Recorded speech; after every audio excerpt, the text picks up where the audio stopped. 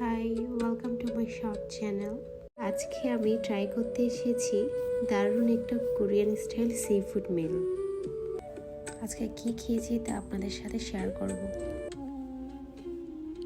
এটা হচ্ছে তাদের ভিতরের জায়গাটা আসলে খুব সুন্দর করে সাজিয়েছে। এটা ইজিলি 10-15 জন বসতে পারবে। যাই হোক, এবার খাবারের কথা বলি।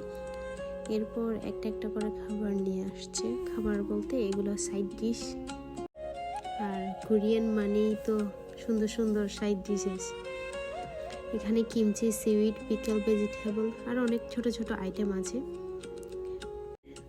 দেখতেই কত সুন্দর লাগছে। সামনে আছে বড় একটা সি ফুড ট্রে।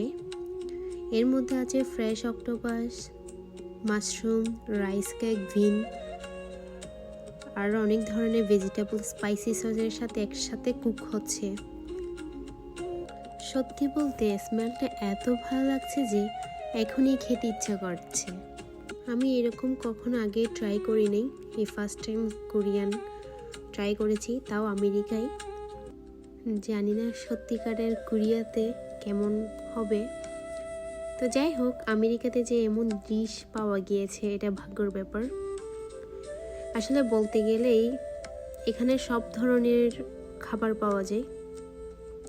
ও তাদের আরেকটা হচ্ছে সিম্পলের মধ্যে একটা স্যুপ।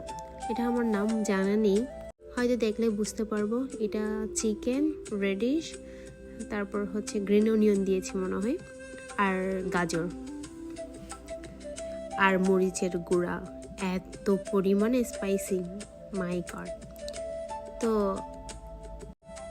যারা স্পাইসি পছন্দ করে তাদের জন্য এই ডিশটা। এটা হচ্ছে সি ফুডের সাথে perfect combination. Korean sea food tray, সাথে সাইড ডিশ, সাথে তো আছে হট স্যুপ। দারুণ কম্বিনেশন। তো যাই হোক, মিলিয়ে খাবারটা খুব ওয়ার্ম, ফ্রেশ আর কমফোর্টিং মনে হচ্ছে। এই খাবারের সবচেয়ে মজার বিষয় হলো এভরি বাইটে আলাদা আলাদা টেস্ট পাওয়া যায়। এটা শুধু খাবার না, পুরো একটা এক্সপিরিয়েন্স। যারা সি ফুড আর স্পাইসি কোরিয়ান ফুড পছন্দ করেন তাদের অবশ্যই একবার ট্রাই করা উচিত।